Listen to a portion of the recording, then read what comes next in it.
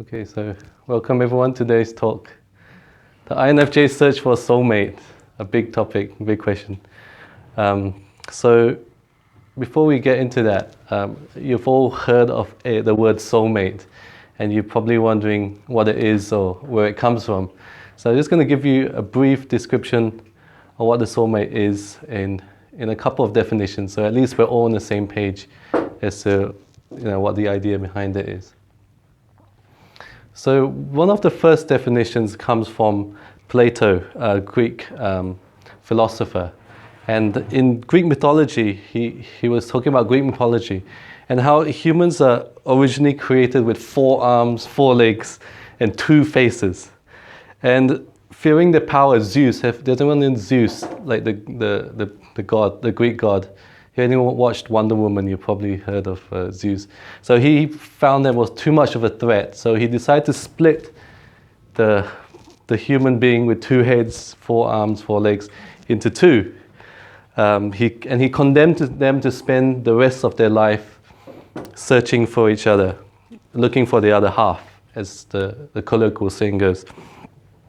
And what happens is when one half meets the other half, you find yourself lost in amazement of love and friendship and intimacy.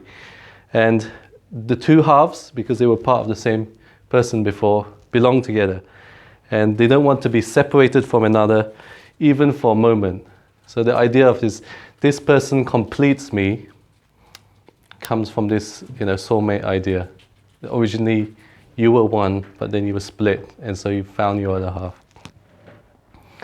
A modern interpretation of this is a person with which you have an immediate connection at the moment you meet. And as this connection develops, you can experience a love so deep and complex that you begin to doubt if you've ever truly loved anyone as much as this person you meet. And your soulmate is someone who understands and connects with you in every way and on every level. So throughout this presentation, we're just going to hold these definitions loosely. But I think you kind of get the idea of where the soulmate comes from. And we're going to explore this idea in a bit more detail throughout the talk today. So MBTI and the soulmate, and where does this come from? So the purpose of today's talk is to explore the questions of what does MBTI and typology have to say about the soulmate in general. And is there really someone out there who can complete you? And where does attraction come from? Is there some kind of thing in the brain where we can explain why we are attracted to certain people? And which of the 16 MBTI types are the best match or are better matches for the INFJ? So these are some of the things that we'll be looking at today. So last week, we talked about the 7 things that INFJ looks for in relationships. And the first one would be a deep understanding and emotional connection. The second would be intellect. 3rd, trust. 4th, fun. 5th, a balance of giving and receiving, so a kind of equitable relationship. 6, authenticity. And 7, a good listener. So we just give you a moment just to pause and to let this sink in. And the best way to do this, we're going to just split into like pairs where you are. And what we're going to do is just to discuss, if you were to pick out 3 things from this list of 7, I know you probably have lots more things you could add to it, but we're just going to stick to this 7 for now. You just pick out the top 3 on your list of what you will look for in a romantic relationship. And then later on, we're just going to get back together and just see what our findings are.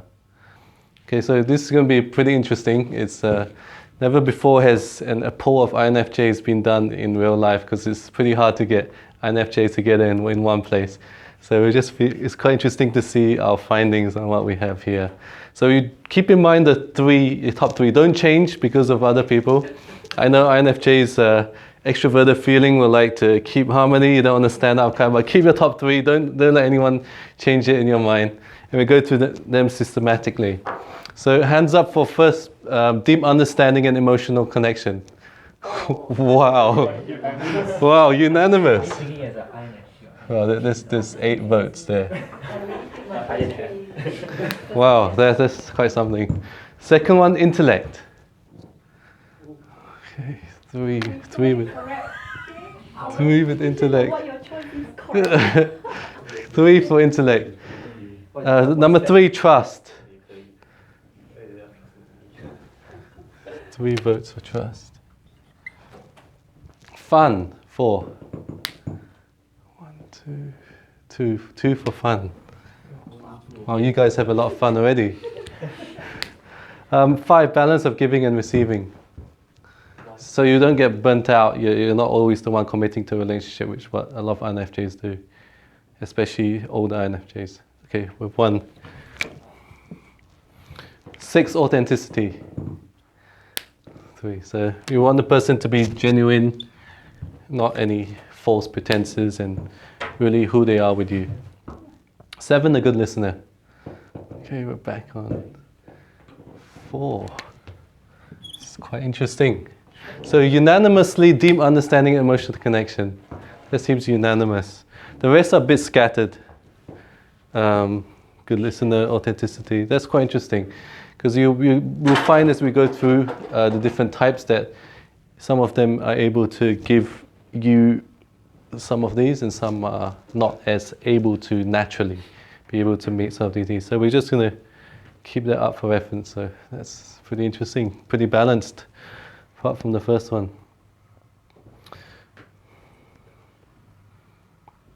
Okay, the first category we're going to go into is the guardians, the SJ types, and basically these the 16 Myers-Briggs type, they're broken down into 4 sections of 4, and by Kersey, and Kersey Temperance also talks about this category as the guardians. So if the ISFJ, the ESFJ, the ISTJ, and the ESTJ, these are fall into the guardian category. And what these 4 MBTI types have in common, first one, dependable, helpful, and hardworking. They're loyal mates, responsible parents, and stabilizing leaders. Dutiful, cautious, humble, focus on traditions and credentials. In general, they're pretty serious about their duties and responsibilities, and are practical and down to earth. So this is pretty abstract, right? Because if you're not as familiar with MBTI types, you won't necessarily know an ISTJ from an ESFJ, and you won't know the differences. So what I've done is to look at many celebrities and done some celebrity typing.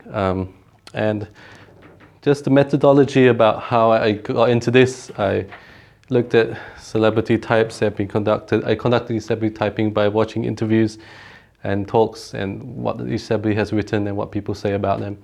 If you look at online, there are many different things like this celebritytypes.com and other various personality websites who attempt to categorize famous people into celebrities, and if you've done any Google search, you will come across them. The problem with this, though, is that when I went through a lot of them, I think they're only around 10 to 20% correct at best for a lot of types. I mean, if celebrity types they are putting people like Osama bin Laden, Saddam Hussein, in Adolf Hitler as an INFJ, and there's no way that an INFJ would ever be an INFJ. So basically a lot of these may be done for fun, and I don't think there's a lot of credibility going into sites online and explaining things. So what I've hopefully done is to attempt to do a better, more accurate typing. Definitely cannot say that it's 100% correct. These typing views are entirely my own. I have not spoken to any of these celebrities. I've not given them an MBTI test, and I have not clarified with them about what their type is. So a little bit of fun typing them, but also in all seriousness, I hope that these are more accurate representations of celebrities and famous people than what you would find online. And you'll find at the bottom of each of these slides there's a population sample size, and what MBTI and CPP, which is the administrator of MBTI, had done in the late 90s is a survey. It's a national sample in the US of over 3,000 people, and it's the largest survey done of its type, and basically gets a population sample. And I had hoped that they would have updated the statistics, but from what I found, they haven't. So we're basically going off this largest sample size in terms of the distribution of the population of what what these MBTI types are. So without further ado, we'll go on to the first one of the Guardians, famous ISTJs, introverted, sensing, thinking, and judging as their preferences. So you have heads of state, Pope, investors, presidents, models, one homegrown talent here, and some actors, actresses. And what ISTJs are described as, they are described as a responsible realist. So they're quiet, serious, succeed by being thorough and dependable, practical, matter of fact, realistic and responsible. They decide what should be done and work towards it steadily, regardless of distractions. And they take pleasure in making everything orderly and organized. Their work, their home, their life. They value traditions and loyalty. So if you look in the bottom right-hand corner, there's the male, which is 16.4% of the population, and female, 6.9% of the population. It's the second highest male population distribution. And you will see men, ISTJ men, pretty much in every corner of your work and life and family. They just, it's pretty high percentage. Females less high in general. Females are 75% feeling preference and 25% thinking preference, so you're going to get more female feelers and thinkers, and male would be 55% have a preference for thinking and 45% have a preference for feeling. These are the cognitive functions: introverted sensing, extroverted thinking, introverted feeling, extroverted intuition, which I'm going to talk a little bit about that later on. Okay, what is an ISTJ like in a pairing with an INFJ? So some of the strengths of the relationship, if you're in a relationship with an ISTJ, picture yourself with any of the following celebrities of your choice. I'll leave that to your intuitive feeling. What would be like at home? What would be like at work? You can kind of create that in your mind. So typically you'll find them loyal, dependable, quiet. Some of the strengths you have, this person is INFJ will find an ISTJ logical, structured, very practical, hands-on, and systematic in how they go about things. And some of the challenges you may face in a relationship with an ISTJ: lack of emotional connection. Number one trait would be you find that probably sorely missing in a relationship with an ISTJ. Uninspiring. I would just talk about, it's probably now a good time to talk about the cognitive functions. So I'm going to put the INFJ cognitive functions here, how the mind functions, and we talked a lot about this in the last few sessions. The first one is introverted intuition, denoted by NI, extroverted feeling, introverted thinking, and extroverted sensing. So that's, you'll feel comfortable with this, do the notations, or shall I write out what they are? I'll write it out then, what it is in English rather than symbols.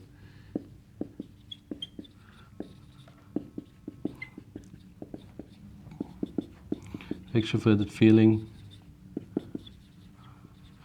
introverted thinking, extroverted sensing. Okay, so what you would find, I'm going to keep this here, and I'm going to compare them. It's a very bad straight line. We'll just put up here for comparison an ISTJ and the functions an ISTJ uses. This is how the mind functions, the mental functions, which is what we talked about. So introverted intuition tries to converge on a singular solution to complex problems out of a huge amount of data points. Extroverted feeling is how that's expressed in terms of values and shared values, common values and shared feelings. Introverted thinking is how the mind operates in terms of exploring a singular idea over a logically consistent train of thought. and extroverted sensing is related to the five senses: touch, smell, feel, taste, and so on. So I won't talk about it that much as we went through it before. I just draw some symbols with this is denoted by what we talked about before. Funnel, extroverted feeling is kind of shared values. Introverted thinking is that logically consistent train of thought which feeds into this introverted intuition, and extroverted sensing is the five senses. So how that relates in ISTJ and how that works in the relationship is ISTJ uses completely different functions. So it's introverted sensing, extroverted thinking, introverted feeling, and extroverted intuition. Okay, what this looks like is, and there are only 8 preferences. So remember we talked about the soulmate being someone that completes you. So any person has a given preference for only 4 out of the 8 different functions. There are 8 functions altogether. I'm going to write them here, and I'm just going to keep them here because we'll use this for comparison. So what NE is FITESI. Lots of algebra. I don't know whether you were good at maths at school, but there's plenty of algebra here. Well, it looks like algebra. But so there's extroverted intuition, introverted feeling, extroverted thinking,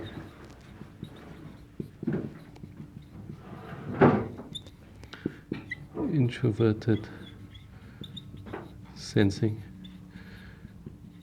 So who came up with this? Carl Jung came up with this like about 100 years ago. He talked about it in his book Personality Types, and that forms the basis of MBTI. And there are only 8 ways in which the mind can function. That's how the research has been done into it. It's been tested by Isabel Briggs-Myers and Catherine Briggs. Yeah, they got the right way around. And they've came up with only 8 different functions, and this is how the mind works. These are preferences. So as an INFJ, you have preference for these 4 functions. It does not mean that you don't use these functions. It means you do use these functions, but they're not your preferred way of operation. And the introverted intuition is convergent. Extroverted intuition is more divergent. I talked about bouncing around from topic to topic. So the preference for the INFJ is to go deep into a subject. The preference for someone who uses extroverted intuition is to kind of look at it broadly and look at possibilities of a wide spectrum. Whereas INFJs can do that. It's not the preferred method of operation. Because my MBTI, the whole thing about this theory, this study is about preferences. At the end of the day, it's a preferred method of operation. And like I talked about this a lot before, it's like whether you're right-handed or left-handed. So I'm right-handed. I have a preference for using my right hand. I can use my left hand. It's not just as strong with dominant hands and right hand. I would revert to using my right hand in any given situation, whether sports or so on. And so it means I can use that, but it's just not as strong, and it's not my preferred way of operation.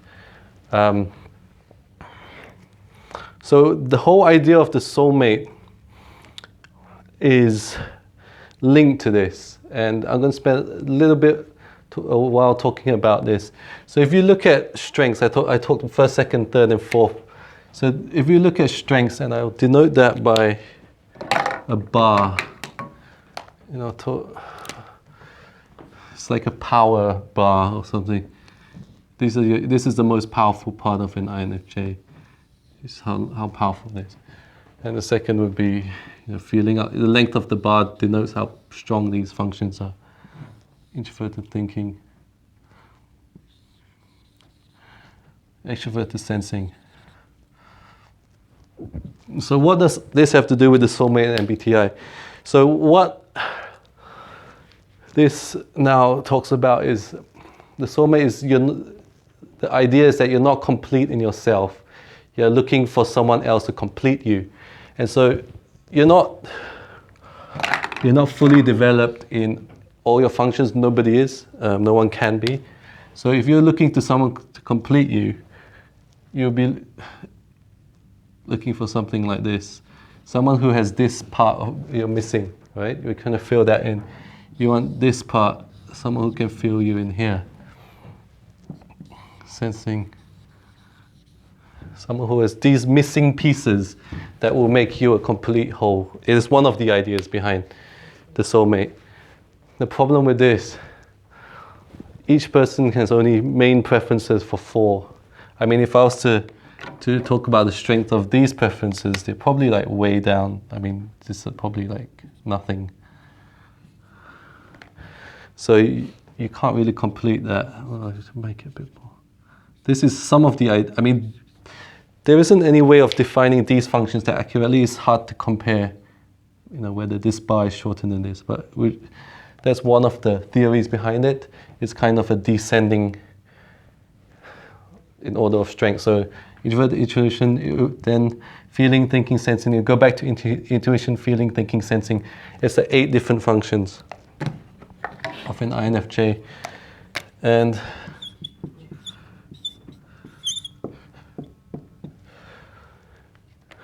so, if you look at this, the ISTJ is very strong. I'll use another color for this. Extroverted sensing, introverted sensing, that would be the longest bar. So that would be very good. How and extroverted thinking, all these functions that in reverse order. And theirs would be, a bit less. Dot. In terms of reverse order, so the ISTJ is strongest in the area that the INFJ is weakest in, and so on. And what actually this means in reality, INFJs are typically not good at remembering facts or details unless they relate to the big picture. So you if you're recalling, SIs recalling the history, the past, and so on, it's pretty hard for an INFJ, which is typically focused on the abstract, to understand. And where are we now? Is that so? How and if you? So I want to talk about this. So we all agreed that deep understanding, emotional connection is the strongest. I mean, it's what everyone desires most in a relationship. But if you look for feeling, right? These are where preferences. Feeling is number 2 in INFJ. ISTJ is introverted feeling, which is much lower down. And typically they will make the decisions based on their thoughts, what's logical and what makes sense, and this would override feeling. So the ability to connect deeply in feeling and emotional connection, spiritual connection, and so on is a bit limited. They're just functions which are not around in an ISTJ, which an INFJ desires. So that's the basic understanding of one of these types. I spent a bit longer going through one, because when we go through the others, it's pretty much the same thing. So before we move on to the other types, does anyone have any questions on this theory and how it works and how it actually can help you look at what someone's strong in and so on? Okay. So that's a brief idea. And another thing is that makes this a very tough pairing, in my opinion, is that extroverted intuition is an intuitive function is pretty low down, and introverted intuition will be way lower. So an INFJ looks for deep understanding connection, all that depth to an INFJ. I talked about it earlier, like the layers of an onion. And INFJ wants to be understood at its core. The ability to look deeply into a topic is related to NI, and this ISTJ has no preference from NI. So when you start to talk about complex theories to people who have a preference for ISTJ, your theory on life, your theory on feelings, emotions, soulmate, books, literature, films, or meanings behind things, their eyes would probably start to glaze over, and they're not really interested in that. They're interested in concrete facts and details, in logical structure, and the same repeated pattern. Why Warren Buffett, the richest man in the world, he's got a famous saying is like, the market never changes because people never change. It's the same, it's a repeated thing, doing the same thing again and again that's helped him be so successful and help people get to where they are. As ISTJs, just do the same thing again until they're an expert on it. Okay, so that's the INFJ, ISFJ.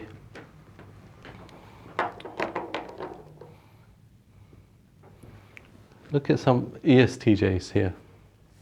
The ESTJ is the extroverted version of the ISTJ. And ESTJs are otherwise known as the efficient organizer.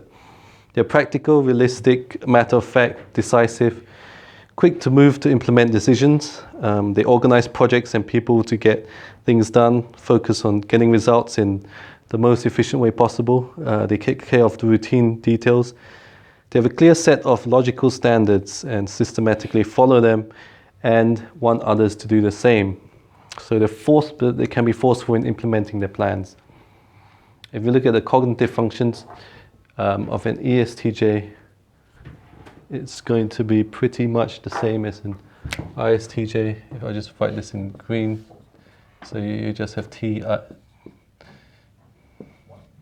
You just kind of moved up one. So using the same functions again, a preference for these functions. The mind works is just an extroverted version of the ISTJ. And how does that work in an INFJ relationship with an ESTJ? Relationship strengths, INFJs can benefit from the leadership. You see a lot of leaders there, leaders in all kinds of fields, from politics to TV personalities, chefs, business.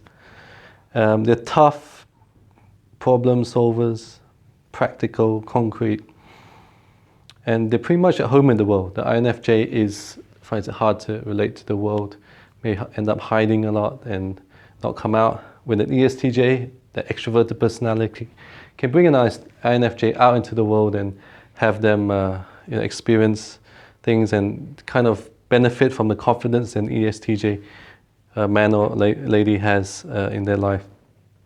Generally, they're good at business and making money and successful. So let's see some of the relationship challenges. Again, we've talked ISTJ, lack of emotional connection. Their feeling function is way down. So the feelings being second is way down with the ESTJ. Typically make decisions based on logic, facts. Extroverted thinking, here, being their top function, is linked to criticality, being very critical and structured. So the harshness of the dominant extroverted thinking, very critical. If you watch some of these, Simon Cowell, Gordon Ramsay, some of their programs, they're pretty brutal against some of the people. And as an INFJ, to be on the receiving end of such verbally strong criticality would be quite devastating to the soft heart of an INFJ. Kind of harsh, unable to see the big picture. Again, there's this, the intuition is the third function, it's way down. And they focus on logic rather than on people. So that's the ESTJ. Okay, let's look at some ISFJs.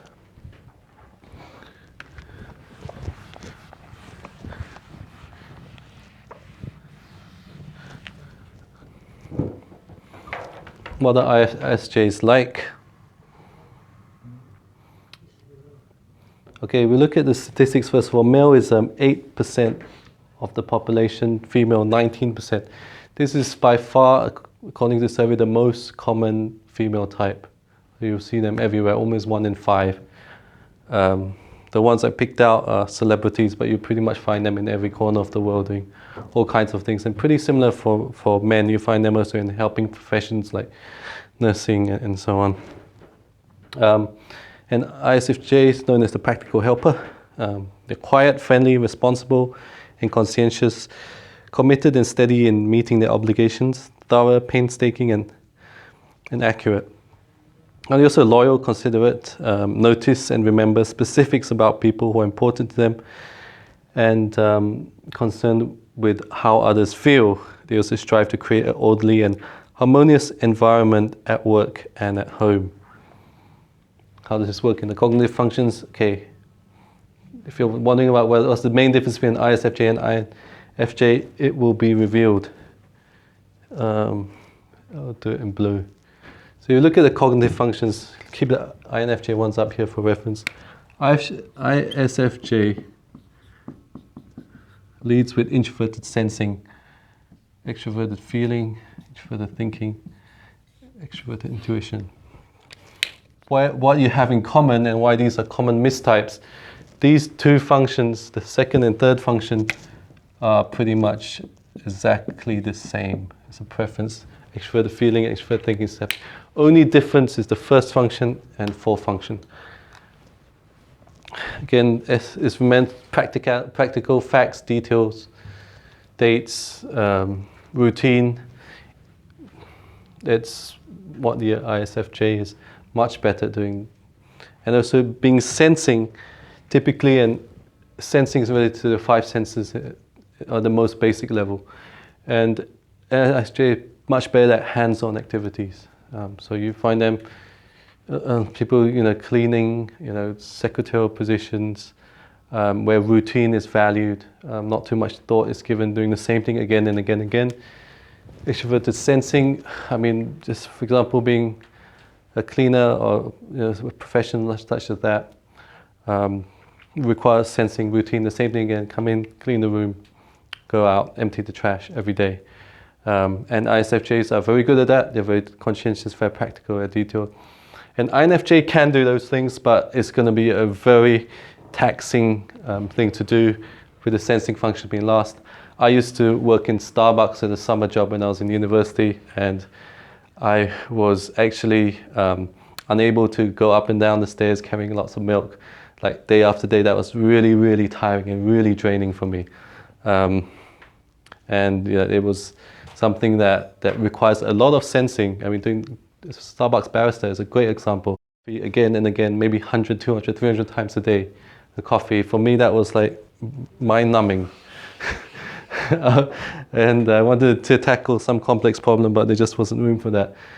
And ISFJ thrives in these environments. They can do the same thing again. They can talk a lot about stuff at the same time. They don't need to necessarily find it so demanding. So what's it like, ISFJ, INFJ relationships? Some of the strengths. So the ISFJ is the sensing version of the self, and that will make it very useful when there's chores to be done at home, and someone's going to do the cooking, do the laundry, and so on. And ISFJ is just like too tiring, too draining. It's like, what do I have to do this? I'd get it out of the way as quickly as possible, sensing being last. Then let me focus on a meaty, big intellectual problem or relationship or something similar for me to tackle.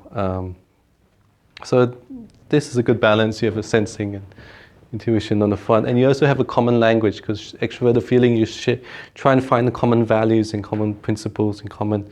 You can also explore ideas with introverted thinking, these kind of ideas together. They're warm, practical, kind, and sensitive. Now, some of the challenges in this relationship. Again, same with the ISTJ, who also uses this first. You find a lack of depth after a period of time. Unable to see the big picture. INFJs might find it frustrating. You want to talk about really big ideas and deep analysis and complex stuff on maybe books or novels or ideas and possibilities or theories about life. And that's typically going to go over the head of a lot of ISFJs who aren't generally interested in these things as much. Lack of creativity, overly focused on the facts and details, the sensing function again being polar opposites. And ISFJs are not as concerned with the meaning behind things as much. Okay, we're going to move on to the ESFJs, which are the extroverted versions of the ISFJ. And just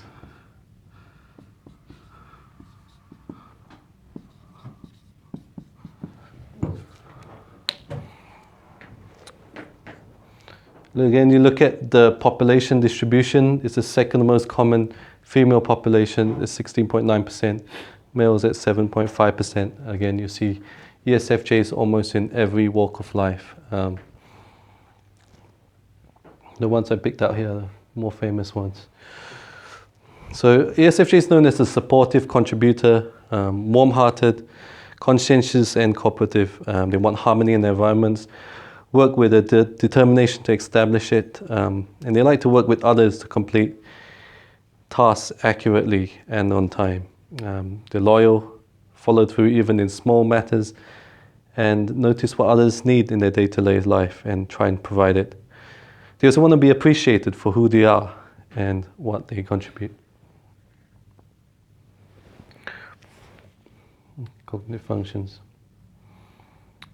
So what's the pairing like? ESFJ and INFJ. Some of the relationship strengths, they're warm and inclusive. You find the extroverted feeling. It's being a dominant function, it's kind of very inclusive. You know, they want to bring everybody involved to share the same things, share the same sensing things. So very good at creating parties and banquets and special occasions. They're great at cooking up a storm and bringing people involved to share like something nice in the sense of we want to share the good feeling being extroverted and the top function with everyone around them.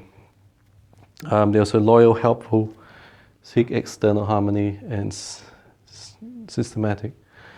So some of the relationship challenges, because extroverted feeling is the dominant function, INFJs, still being introverted, may find an ESFJ going to be, could be quite manipulative, because how the ESFJ feels is they're concerned with the feeling in the external world, so they want to share the feeling. So the INFJs may find it a bit more controlling, overbearing, manipulative, as the ESFJ tries to bring the INFJ into to do something in the immediate here and now, sensing that will lead to a good feeling for the ESFJ, and that may cause a little bit of pushback from the INFJ, who often finds it hard to say no. Might find them also too extroverted. ESFJs love to talk and they're great speakers. You got comedians, pastor, talk show hosts, TV personalities, comedians, actors, and so on. They love to talk. They love to share their feelings and share their values, and they'll talk a lot more than an INFJ. I find them also quite hard to see the big picture. There is no introverted intuition as part of their functional stack of 4, and they're overly focused on tradition. So a lack of depth and insight. Okay, so those are the 4 guardians. Generally, being sensing and routine. Overall, my opinion is the relationship may be quite tricky, challenging at best, and you find it after a while, because they're all sensing you, and INFJ's intuition is the strongest function. You may find it a little bit shallow after a while, but again, you have to try it out for yourself. Date a few of the guardians, see what you thought, and maybe you might find a good match there. But these are only my opinions based on some of the theory behind it. May be quite challenging.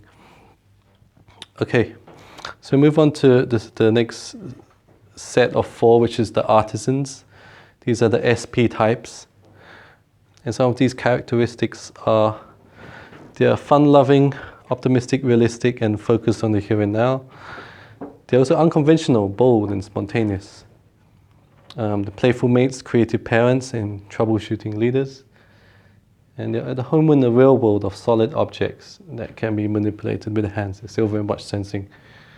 And they do what it takes, rules or no rules, to accomplish their goals. They're also where the action is, and they believe variety is the spice of life. SP, the preference for P, a preference for S, and a preference for P. So they're all SPs. P being they prefer an external world that is less structured. J's prefer an external world that is more structured. Just put.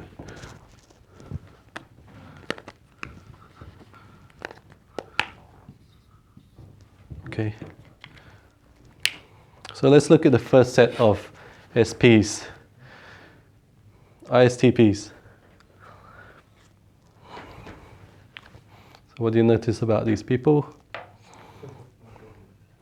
Wonderful. They're all actors. that's the first one. I chose to try a lot of famous ones because they're easier to find actors.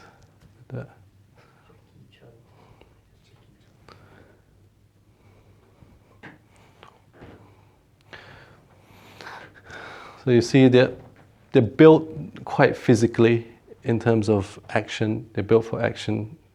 They're also called logical pragmatists. They're tolerant and flexible, quiet observers until a problem appears, and then they work about to find a practical solution. They analyze what makes things work and really get through large amounts of data to isolate the core of a practical problem. They're also interested in cause and effect, organize facts using logical principles, and value efficiency.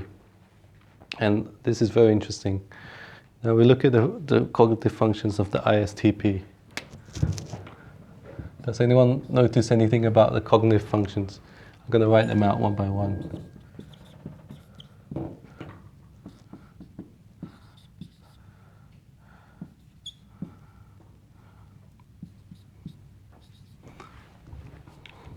What do you notice about these four when you compare them to INFJ?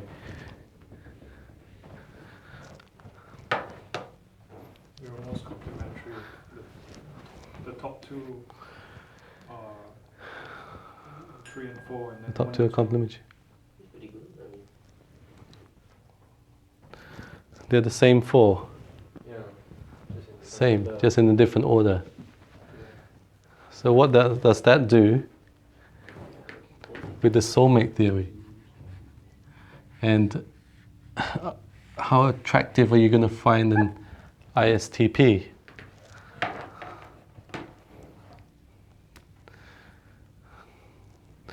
This is one of the things that can happen in MBTI, known as an attraction of opposites. The soulmate idea is that INFJ is typically weak in these areas. ISTP is strong in all these. So what will happen is, see, an INFJ doesn't feel quite complete in his or herself because not very strong with sensing makes it hard to show up in the external world. Hides away a lot. Maybe hide and not come out because it's like you're not quite sure what to do in the sensing world. But when ISTP is pretty strong in sensing, so if you add these two together, you're going to get strong sensing. You can get a very strong thinking. You're already really pretty strong in feeling, you just need to add a little bit more. And the intuition is there, so you're going to get something like that happening when you combine the two functions together. So if you are to meet an ISTP, you will find that they're very strong in the areas that you're weak in, and you're very strong in the areas they are weak in. And what that does when you move together, often there's a massive attraction of opposites. And this happens regardless of your Myers-Briggs type. And people don't even know this happens. They call it love at first sight or something like that. Because it's there in the theory. This other half, that someone is very strong in areas because suddenly you don't have to work on developing yourself in your weakest areas. You don't need to work to develop your thinking or your sensing functions. You can just go with someone who's very strong in these areas, and that person will make up for your weaknesses. And therefore you'll be a complete whole, and you can show up in the world a lot better. And what a lot of these ISTPs are built for is action and practical problem solving, and typically pretty physical. In whatever do, you've got Jackie Chan there, do a lot of physical action movies. INFJ maybe can do it for a little while, but definitely not over the course of a career. You can do sensing stuff for a little while, but you will never be able to keep it up over the course of your life. I mean, Jackie Chan's still doing his stunts in his 50s and 60s. I think many INFJs can do that. And the same thing with on the female side, you have Wonder Woman there, very physical, action oriented. Can be very attractive to an INFJ. Some of these qualities, because you can just, hey, he or she is very strong in that. I can go with this person, and that person will help me. So again, some of the strengths you find, the INFJ will benefit from the confidence in the ISTPs, action-oriented. So as we talked about, kind of completes, there's 4 functions. Your home in the physical world, and ISTPs are pretty independent, and they don't really care as much about what people think about them or feel about them. When the INFJ being very, very conscious about how people feel, not to hurt anyone's feelings, ready to say the right thing at the right time. ISTPs typically don't care about that as much, and that's refreshing, because you'll be with someone who can speak their mind and doesn't think so much like, hey, this is a really good quality. I find that very attractive. I wish I had that, because INFJs care too much as a whole about what people can think about them and don't speak their mind as much. So being with someone like that can be a nice thing to have. Some of the relationship challenges, again, that someone who speaks their mind too much, INFJs may find it a little bit too insensitive. Focus on short-term results, sensing being the secondary function. Also unable to see the big picture as much, and focus on logic, TI, very logical, rather than feelings. So INFJ focus on feelings more to make decisions. They focus on their thought, what is logical, makes sense, I'm going to do it. This makes sense, I'm going to do something about it. And too much physical activities as well, being out in the physical world and doing stuff is what these ISTPs are also a lot about. But at the same time, use the same functions, so you can have a commonality there. But what will happen is, because there's only 2 of you, if you're only together, you're not using these 4 other functions. Now, what do you do if nobody? You can live a pretty content life and be fairly complete, and a lot of people end up in relationships, not just INFJs, any type. This attraction of opposite happens across all Myers-Briggs types. I've looked at all kinds of relationships, and you see this attraction of opposites happening. People gravitate to other people who are the opposite of who they are, and they feel whole and quite completed. You often heard people say, oh, this person completes me. Well, there's a reason for it, actually, because MBTI theory does support that claim. Not that people are aware of this so much. But what happens is there are 4 other functions which other people use the most. Half the world is going to use the other functions, have a preference for these functions that the 2 of you don't have. So when you latch onto each other, that maybe close you off to the external world, and you're not so much aware of how other people operate. So other people use extroverted intuition. 2 of you won't necessarily use that as much. You'll be happy using this introverted intuition. You don't actually know how to create possibilities from things as well, or what introverted feeling is actually like. And all these other functions. So you kind of, in a more narrow world, you're kind of complete, but you also don't develop your weaker functions which you will need. And eventually, over the course of your life and relationship, what I've seen a lot happen is you end up tearing each other apart, because, it's pretty bad, because you will actually feel threatened or intimidated by their strong functions, and they're intimidated by your strong functions. And you will wish they were more like yourself, but they're not. They're wired the opposite way. You can't make the other person. You wish they would be deeper, but they're not. The ISTP will wish you're better at going out and showing up in the world and doing more physical stuff, but you're not. And you would actually have a lot of conflict going on. As you battle each other's strengths and weaknesses, that will happen normally quite a while into the relationship.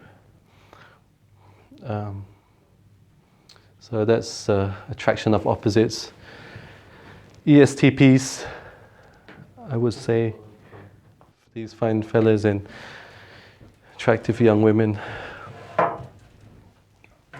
They're all actors, or they're in TV, or they're Right. celebrities as well. Yeah. They all. I guess, I mean, I put them there as people which you recognize their face. There are a lot of other ESTPs which are not actual celebrities, but if I put them in, probably like the guy in your local gym, or you know, who does weightlifting or wrestling, and so on. So what you find is extroverted sensing, they are massively out there in the world. You know, you've got Dwayne Johnson, like the very physical big guy, Jason Statham, also action movies, tough guy, don't mess with him. Matt Damon, also action movies. They're out there doing stuff in the physical world, and they're very at home doing stuff, and they're just doing stuff all the time. They're also known as the dynamo or the doer, because they're just out there all the time. Same with the actresses. You know, Jennifer Lawrence is always shooting a lot of movies, non-stop, lots of action movies as well. Basically built for action, opposite of the ISTJ, so INFJ. So if you were to combine these two together, okay, we talked about attraction of opposite, but this is actually what's known as a complementary pair. And if you combine them all together, you will actually get someone that completes you in the 4 functions fully. You can depend on the strong extroverted sensing of any of these guys or girls too. Pretty tough, and they're all in the opposite order.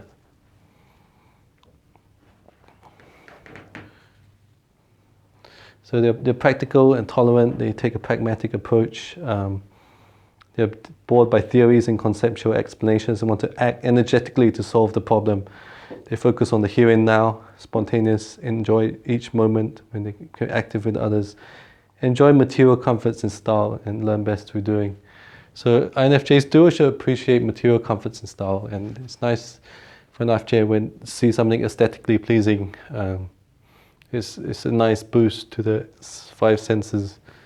But ESTPs kind of live that world. Yeah, beauty, attraction, external sensing being the first function. In a relationship, they find them fun-loving, confident, independent. We talked about how the functions complete each other. There's risk takers, and some of the challenges: too much physical activities. You look at each of these men and women; they're pretty out there. Could you keep up? Maybe, maybe not. Might find it tiring after a while. You know, keep going out in the world. Same time, we find them could be a little bit insensitive. Feeling is the 3rd function only. They forget important dates and events that can be quite traumatic to an INFJ or distressing, because INFJ we put a lot of focus on key dates, events. They also have short-term thinking, short-term results, unable to see the big picture, and they're impatient with discussions or intellectual pursuits. They would switch off. If they were here in this talk, they would be out of the door within a minute. They typically lack of patience for theory and complex situations, because introverted intuition is their weakest function. They won't have the patience for that. Okay. So the ISFPs, this is another interesting one. A lot of attractive men and women. These are sometimes known as the artists, versatile supporters. They're quiet, friendly, sensitive, kind, enjoy the present moment and what's going on around them. They also like to have their own space and to work within their own time frame. So it's loyal and committed to their values and to people who are important to them. They dislike disagreements and conflicts and don't force their opinions or values on others. a lot of them in the entertainment industry, actors. I also get a couple of athletes there. And you can see that when you look at their cognitive functions. So yeah. So sensing being their second function, they're very much at home in the physical world. It's based on introverted feeling, and it's the first time we've come across someone with dominant introverted feeling. And what that means is like the values and principles are what they adhere to, and that could be quite refreshing for an INFJ who uses extroverted feeling, typically looks for shared values. Introverted feeling, used by the ISFP and the INFP, is about their own values and principles, and someone who is focused on, is more subjective, looking inside to find out what is of value to them, and that varies from person to person. And you don't see this, but it comes out in extroverted sensing, beauty, looks, sports, present. So they'll be out doing a lot of stuff. And you have this pair, which is quite interesting. So the first function, NI, is the third function here. Second function, SE, is the fourth function here. So you have almost like a common language. You can talk about introverted intuition, deep, complex ideas stuff to an ISP to some extent. They may not fully get it, and same with the. And you will also find this introverted feeling, extroverted feeling pairing quite interesting, because I talked about this last time, but an INFJ would like, emotions are like food to an INFJ. They kind of feed off emotions and try and understand emotions and get to the bottom of them. So where this NI is complicated, introverted intuition is complicated in terms of theories and principles about universal theories. Introverted feeling being the dominant function, you find a very complex feeling function in which you can analyze. So the feeling is very subjective, and an INFJ might find that quite attractive, to be attracted to someone who is strong introverted feeling. They can talk about who acts based on their personal preferences again, and doesn't move based on external values or shared values. They would feel and then act, whereas the INFJ would kind of think, ponder first, and then decide, act in a way that is harmonious or doesn't create any issues, or in one of the ways. So ISFP, quicker to react and act. So what you have in relationships, they're sensitive, gentle, devoted to others, tolerant, and playful humor. So you could also get quite a good deep understanding, emotional connection, because feeling function first. INFJ feeling function is good. Intellect could be fairly intellectual sometimes. Trust is their personal values. So trust can be related to FI, but it's not often. I mean, so an ISFP may feel suddenly they are attracted to another partner, and I've seen this happen. And well, you see some of the love triangles have existed in some of the fine fellas here. So they're attracted to someone else based on how they feel about that person, and they will act on it, not necessarily care about the impact. So if they feel they're falling in love with someone else, sorry? How is that devoted to others? If you're part of this complicated thing, they would shower a lot of practical love and gifts, and ISFPs like to buy your favorite things, your food, or things. So if they feel that you're someone they really like, they will shower you with lots of practical things and love, done in a sensing way, and buy your favorite things, and they will know that because based on their feeling. But so they actually, they're devoted if you're part of the introvert feeling. But if you're not, and suddenly the feeling changes, because feeling is very subjective. It can change. It's not as objective. So if you're outside of their feeling, they don't like you, you'll be gone. I mean, you go for someone else, and that does happen. You also have a playful humor and banter. So the challenges, there's a values clash, we talked about that, so whether you're part of their values or not. Extrovert feeling looks for shared values, common values. They don't really care about finding a common value. They're going to act on their feeling, which is individual and more about how they feel subjectively about something. They might avoid commitment. We talked a little bit about that. Unable to see the big picture. Impatient with discussions, intellectual pursuits. Again, you're going to overload them at the third function. If you start talking too complex things, they can assimilate it to some extent, but too much, they just know it's enough. And resist structure. So the last one in this area is the ESFPs. So these are the comedians, actors, again, entertainers. They're like pure, very, very out there, entertaining, normally quite humorous, funny. So they're called the enthusiastic improvisers. They're outgoing, friendly, and accepting of life, people, and material comforts. They enjoy working with others to make things happen. They bring common sense and a realistic approach to their work, and they make work fun. They're flexible, spontaneous, and adapt readily to new people and environments. They also learn best by trying out a new skill with other people. And the cognitive functions, the ESFP is again an extroverted form of the ISFP, so you have the same functions here, just in a different order. And you've got it's an extroverted version of the ISFP, so they're more out there, entertaining people.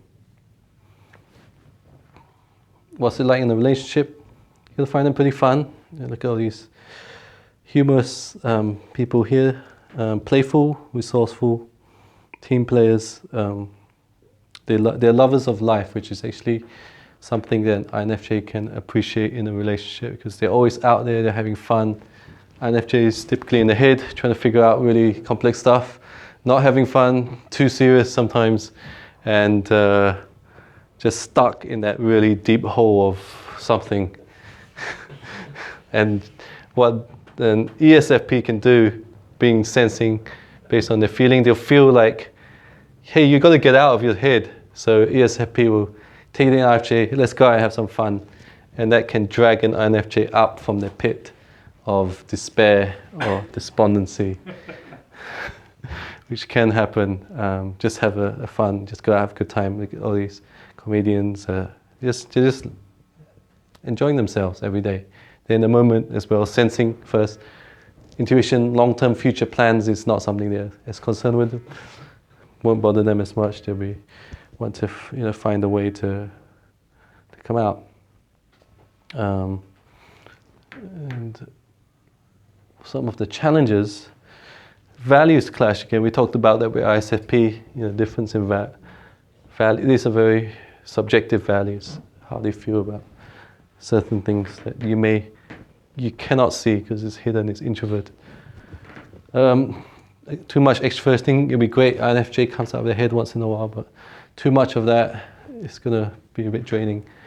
And impatient with discussions, unable to see the big picture. And they will also value enjoying themselves, having a good time over obligations. So INFJ, pretty serious, want to commitment to responsibilities, doing the right thing, and so on. And ESFPs would be, with a P, they're kind of a bit open-ended, and that would kind of make them, over time, kind of overload the INFJ.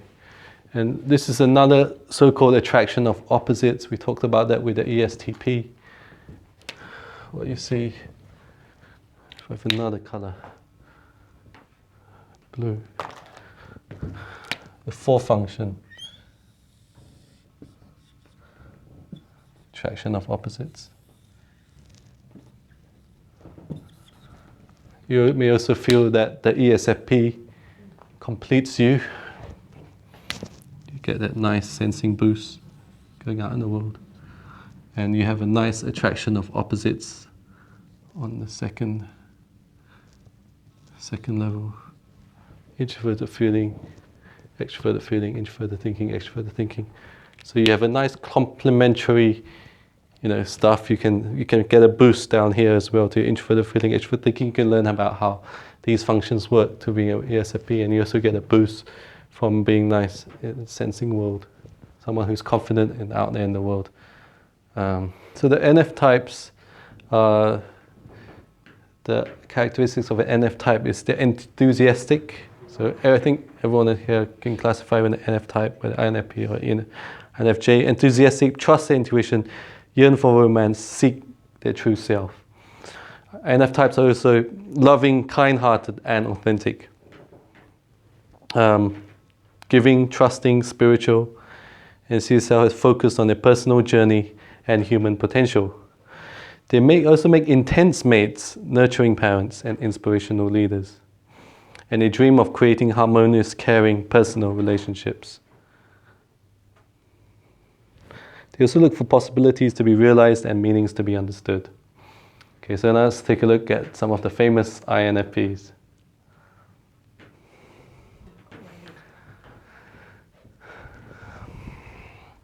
Again, mainly actors, but you also have quite a lot of writers in there too. Singer-songwriters. If you look at their dressing, very individual. So I'm going to talk a bit about some of the patterns you see in INFPs. No, Nicole cannot get along with her ex-husband. The two feeling, yeah, with Tom Cruise. Yeah, but it's a problem with her or with Tom Cruise. Tom, no. He moves too many pretty things.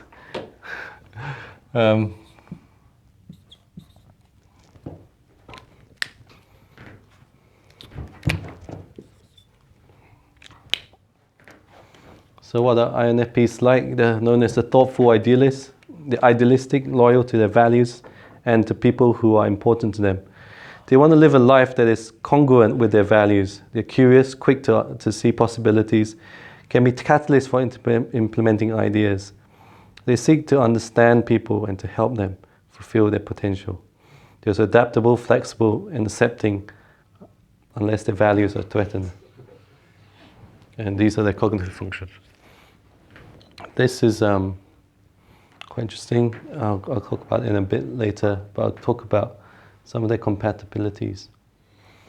So INFP and INFJ, actually a very common source of attraction if you actually meet because they're both pretty low percentage of population. A male being 4%, female being 4.6%. Not the most common. You can find them in certain scenes. What you will find, first of all, emotional connection is pretty strong with INFJ and INFP. Both can be pretty artistic and creative. Look at these people who are typically quite artistic. You also have Isabel Briggs-Myers, INFP, MBTI creator. She is someone who's also very interested in people. Both INFJ, INFP, very interested in people. Can have very deep conversation. The conversation could be based around feeling and emotional connection. Both introverts, very complex feeling can be matched by very complex ideas and theories. Both are typically pretty sensitive. A lot of them have high correlation with the highly sensitive people, HSPs, sensitive to feelings, touch, violence, other things like that. And the INFP has a very complex feeling function that's hidden. And the INFJ, as I talked about, feeds off feeling. So the INFJ will be trying to analyze all this stuff, trying to understand this feeling thing going on here. What else do you notice about INFP and INFJ? None of the functions are shared. So it's very interesting because one letter difference. But as I said, talked about last time, the real power from MBTI comes from the cognitive functions. And if you differ in one of the preferences, J and P, your whole functional stack will change, and they're using all the 4 functions that the INFJ has no preference for. What this can be very complementary in many ways. So we talk about completing each other. So an INFJ will find someone with strong use of introverted feeling can be very attractive initially. INFP can also be attracted to an INFJ's extroverted feeling and intelligence and complexity going on here. So there is normally, initially at least, normally a very good understanding. So these 3 are in common. There's a good understanding on this side, even though the mind works differently. There are 3 preferences which are the same. So these are how you prefer. So preference for introversion, they both get the energy from within, recharging alone. So they can have a lot of alone time together. They may both like reading, intuition, ideas, reading novels or other things. They can talk about that. Ideas about people. So both being NF. These are theories about people, possibilities of people. These are ideas and possibilities for people. They both have a very theoretical understanding of people, which they can share about and have engage in meaningful discussion with each other. And the J and P being opposites in terms of preferences, INFJ may find that INFPs free them to express themselves through their introverted feeling quite refreshing. And people express their personal values and opinions are the things that they know most about. INFJ won't be able to access introverted feeling typically that easily. You have a nice complementary functional stack there, so you can, though not in a powerful order. So the feeling function is pretty strong. It's the most strong, in fact, in the INFP.